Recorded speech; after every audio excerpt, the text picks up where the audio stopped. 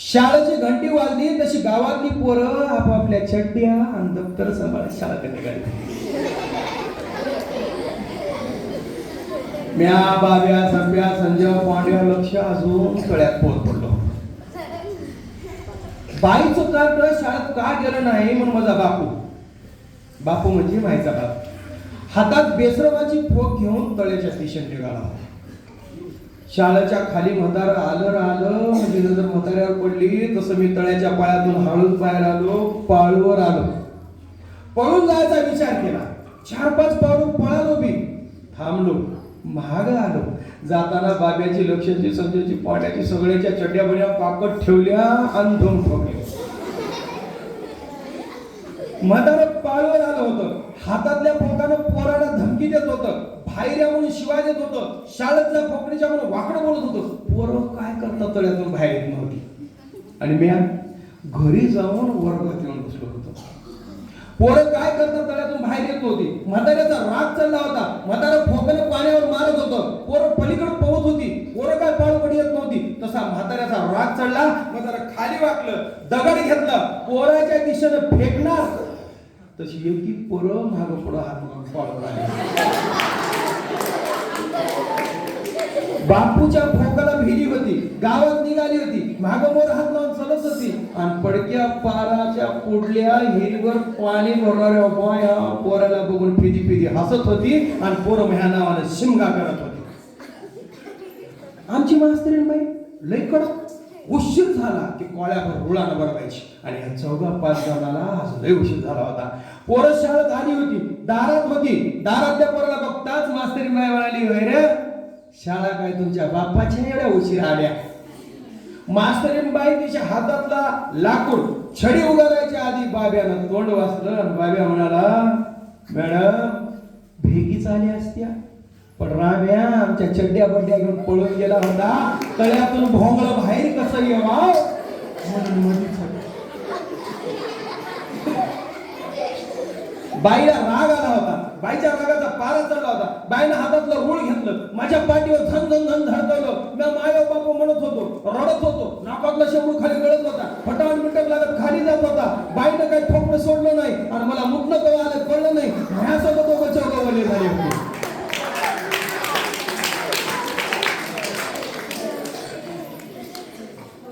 संचार झाली होती. शाळा सुटली होती.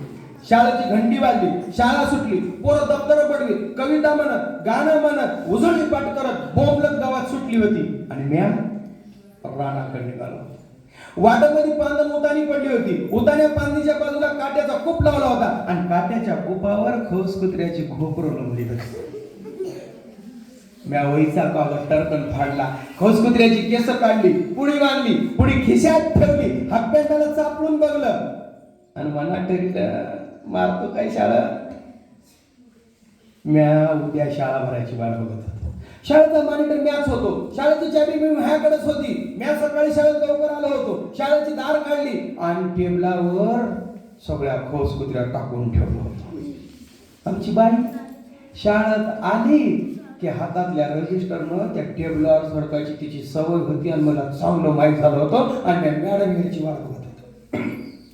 घंटी वाजली होती. प्रार्थना झाली होती. पोरं करता वर्गात घुसली होती. मीही घुसलो होतो. लक्ष्मी मी घुसली होती. आणि वर्गामध्ये आम्ही बसलो होतो.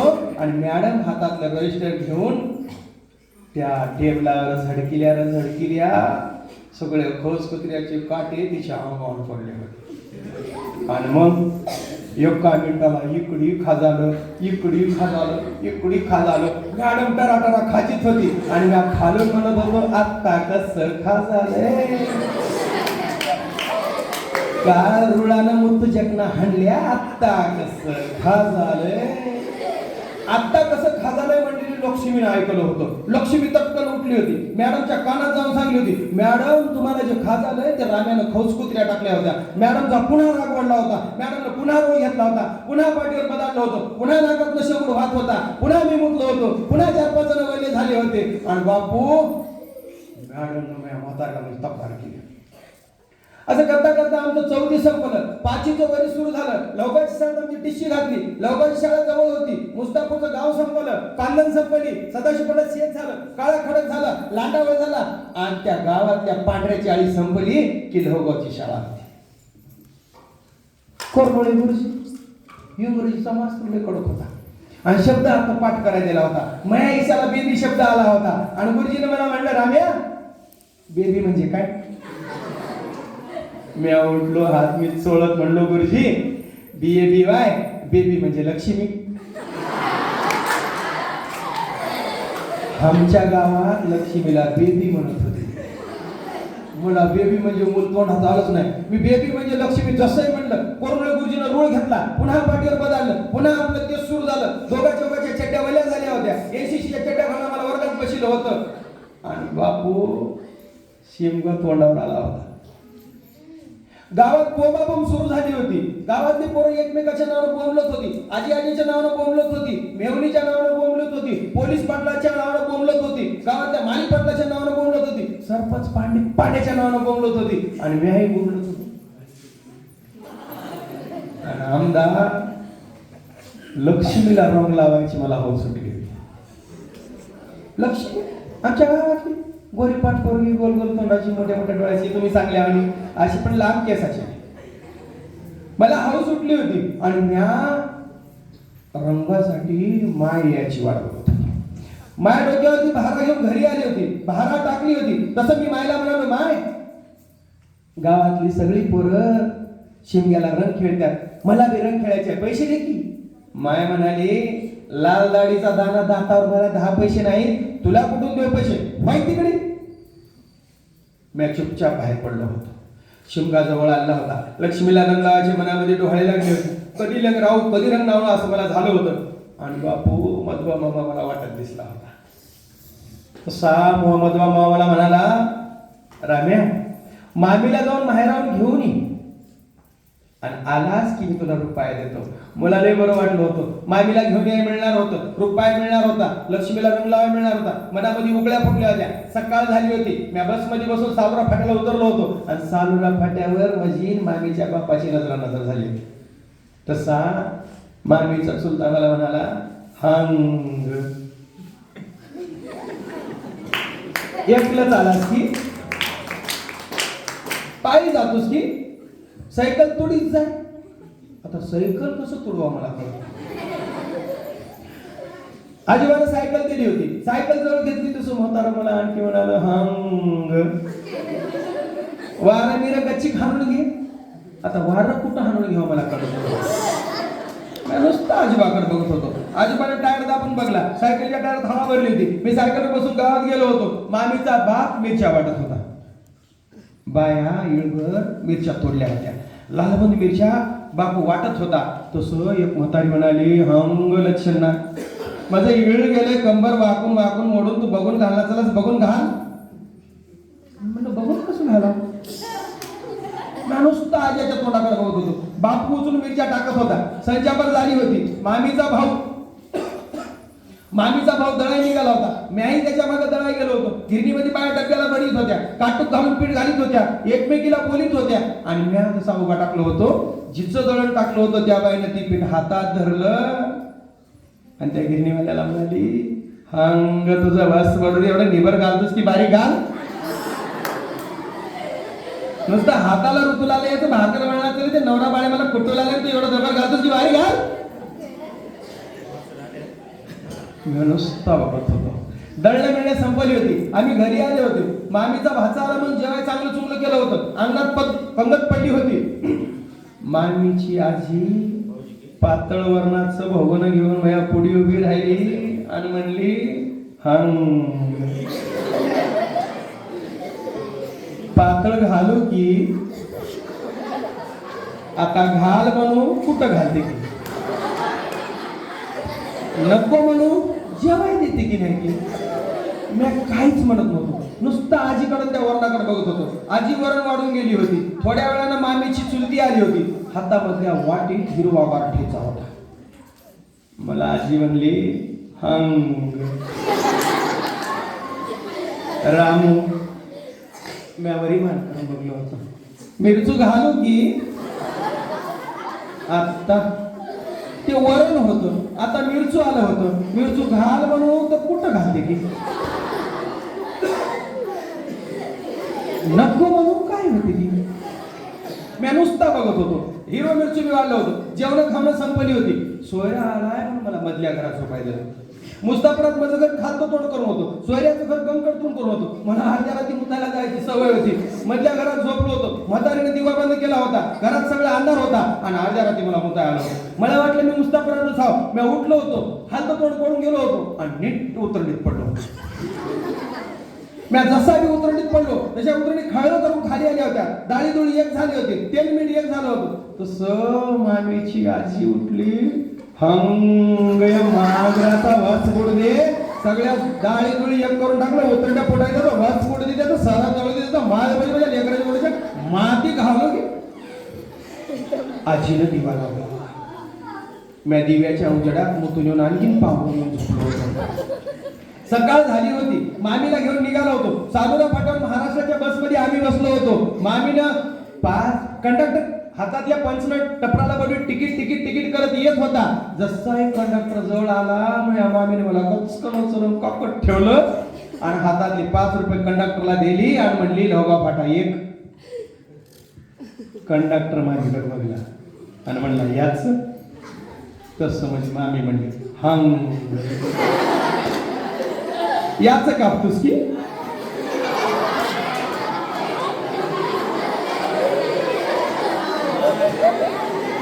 माझं लेकरू इतकंच नाही त्याचं कापतोस की. आतापर्यंत कोणता कंडक्टर त्याचं कापलं नाही, तू कापतोस की.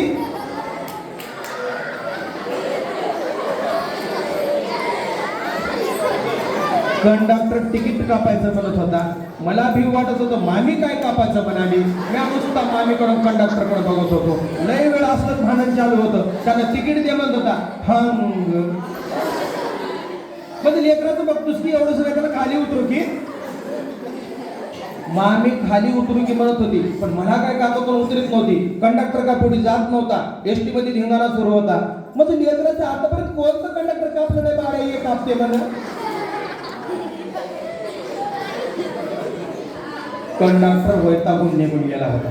लोहगाव फाटा आला होता. आम्ही उतरलो होतो. गाव गाठलं होतं. झापड पडली होती. मामा अंगणात होता. मामीला बघून मामा खुलकर हसला होता. मी जरासा हसलो होतो. मला वाटलं मामा रुपये दे. मामा पुढे हात केला होता रुपया म्हणून. तसं मामाने पायताना हात घातलं. हाय तिकडे कुठं मामीला आल्या रुपये देतो मारीन जोड्यानं. पुन्हा लक्ष्मीला रंग लावायची माझी स्वप्न भंगार झाली. दिवस उजाडला होता.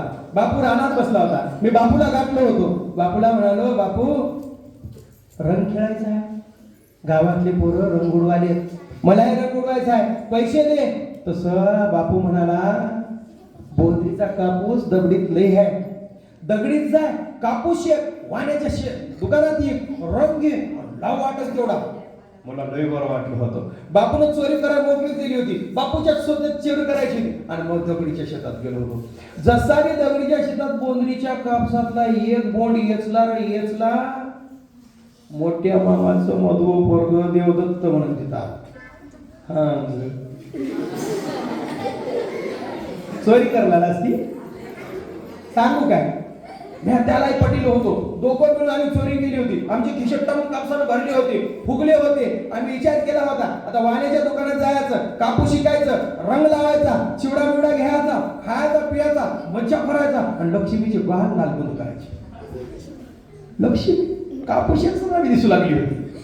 आणि कसं कसं आम्ही कापूस येतलं होतं तसं मामाचं पोरग म्हणलं राम्या कापूस शिकताना जर नंगा बाबा बघला तर मुक्तक जिंकणं हानते. मग भग्याला आयडिया काढली होती. आपल्या खांद्यावरली रुमाल घेतली, आमच्या खिशातला कापूस यात टाकला, गटोडं बांधलं. मामाचं पोरग म्हणलं मी म्हशीवर गटोडा ठेवतो, गटोड्यावर मी बसतो, म्हैस गावाकडे हाण, वाण्याचं दुकानाला की उतरून कापूस येतो, कोणाला काही कळणार नाही. मनाला बरं वाटलं होतं. कापसाचं गटोडं बांधलं होतं, म्हशीवर ठेवलं होतं. मामाचं पोरग म्हशीवर चढून त्या गाठोड्यावर बसलं होतं आणि म्हशीच्या भागो आणि मामाचं पोरग वरी गटोड्याकडे बघत होतो आणि लक्ष्मीला रंग लावायचं सपान मनामध्ये उडत. जशी मी पांढर आली म्हैस गावाकडे निघाली होती. वाटत जाता जाता मी एक पराठी उपली होती, हातामध्ये पराठी होती आणि बापू येताळातून नंदगा मामा येताना दिसला होता. जसं मी नंदगा मामा दिसला तसा मामाचं पोरगं म्हणलं, दाजी मी हातातल्या पराठीनं म्हशीच्या डोक्यावर सणकन मारली होती. तशी म्हैस फट करून उधळली होती आणि भग्या दोन्ही पाय वर करून खाली पडला आणि त्याच्या डोंगराखालचं गटोडं लोळणं घेत मामाच्या पायाला लागलं. मामानं कापसाच्या गटोड्यावर पाय ठेवला होता, दोनदा तिला हालिला होता आणि म्हणला, कापूस सरल्या रे मादर छेदन. मामानं ह्याच हातातली पराठी घेतली होती, बदबद बदलली होती, पाठ निळी हिरवी झाली होती, काळी पिवळी झाली होती.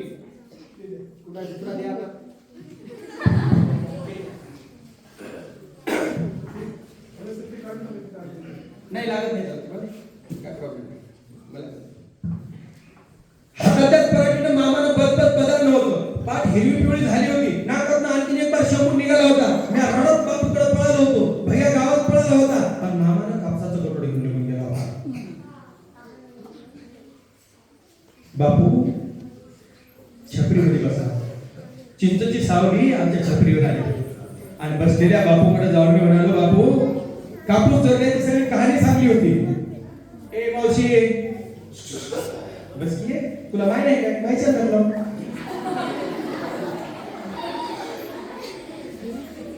घडलेली कहाणी मी बापूला सांगली होती. तसा बापू म्हणाला, परमेश्वराच्या माळाला लाल चुटूक पळस फुललाय, पळसाचे फुलं तोड, उठ, रंग कर, देवादिक्काचा रंग आहे, वाटत त्याच्यावर उडव, वाटत त्याच्यावर सांग, वाटत त्याच्यावर टाक. मुलाला लई बार वाटत होतं. खोपीत खोलेली बारकी कुराड उपसली होती, खांद्यावर ठेवली होती, परमेश्वराचा माळ घातला होता, लाल चुटूक पिवळ्या धमक फुलाने आमचा परमेश्वराचा माळ घातला होता.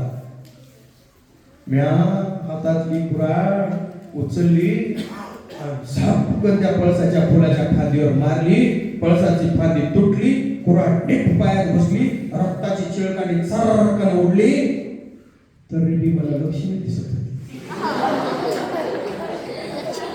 म्या गावमारीचा पाला घसरून उपटला, हातावर चोळला, पायाच्या जखमाला लावला, तोडलेली फुलं घेतले, खांद्यावर ठेवले आणि घर गाठलं आणि न्हाणीमध्ये बसून फुलं कुटत होतो. न्हाणीमध्ये बसून मी फुलं कुटत होतो आणि त्या न्हाणीच्या खाल्ल्या गेल्या गडला मोठ्या मामाच्या सासरवाडीच्या गेलेलं नवं पांढरं धोतर होतं. मी बघलो न्हाणीत कोण काय कुठाने म्हणजे माझी बाहेर आली होती. मी न्हाणीमध्ये फुलं कुटत होतो. एक तांब्या माझ्याकडे गंध झाला होता आणि मामी जशी बघली तशी बोंबच मारली. शेशीच्या कार्याचा सत्यानाश होऊ दे, माझ्या बापाने घेतलेले धोतर खराब केलं की म्हणून ते धोतर वरी धरून बोंब मारत होती. मामा बाहेर यायच्या आधी मी तांब्याचा रंग घेतला होता. न्हाणी सोडली होती, धूम ठोकली होती, अंधार पडायला थोडा येळ बाकी होता आणि लक्ष्मीच्या पोळच्या बाहेर उभा राहिला होता. मला वाटलं आता लक्ष्मी आली की तांब्यातला रंग टाकायचा. मी मनामध्ये खुश झालो होतो. लक्ष्मी घरात निघून फिरत होती, छपरी दिसत होती, मनामध्ये उकळ्या फुटल्या होत्या, रंग लावायची हौस उठली होती. आज म्हणले खुश होणार होतं आणि गावातले लोक, रानातले लोक गावाकडे यायला दिसले की मी खाली बसून माती करत होतो. गेली पुन्हा तांबे घेऊन उभा राहत होतो आणि एवढाच लक्ष्मी दारात आली. हातातल्या रंगाचा तांब्या असा तिच्याकडे हिबाळला. लक्ष्मी खाली बसली, तिची माहीत बाहेर सगळा रोग लक्ष्मीच्या माईच्या अंगावर पडला होता. तशी आशा मामी आम्हाला खरं बोंबली होती. म्हातारीच्या अंगावर टाकला रामेयाचा वसपुट देऊन शिवा देत होती. मी तांब्या तिथे टाकून गावात धूम ठोकली होती. अंधार पडत आला होता, काळोख वाढत होता, गावाला अंधारात गेलं होतं आणि आत्ताही पाराकडे पोरं बोलत. गावामध्ये बोंब उठली होती. आजी आज्याच्या नावानं, मेवणीच्या नावानं, आपल्या गावातल्या पाटलाच्या नावानं, पोलीस पाटलाच्या नावानं, नको त्या माणसाच्या नावानं बोंबाबोंब सुरू झाली होती आणि म्याही बोंबल्याला सुरू केलं होतो. तसं गावातला मागाचा शिवादादा जवळ आला आणि म्हणला, मी सांगतो तसं बोंबला 4 आणे देतो. मायाला बोंबलायला पैसे मनाला लय बरं वाटलं होतं. शिवादादा आम्हाला चौकाला 4 आणे दिले होते. आम्ही खिशामध्ये 4 आणे ठेवले होते. त्यांना सांगत तसं बोंबलायचं होतं. पाटलाच्या वाड्यापुढे जायचं होतं. पाटलाच्या वाड्यापुढे आम्ही उभा राहिलो होतो आणि शिवादा सांगलं तसं आम्ही बोंब ठोकली होती. ऊस पण ऊस, पुंड्या ऊस, सदाशिव पंताच्या घरात मारत्या ऊस, खरं खोटं ते लढीला दुसरं.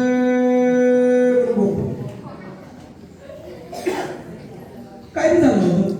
आम्ही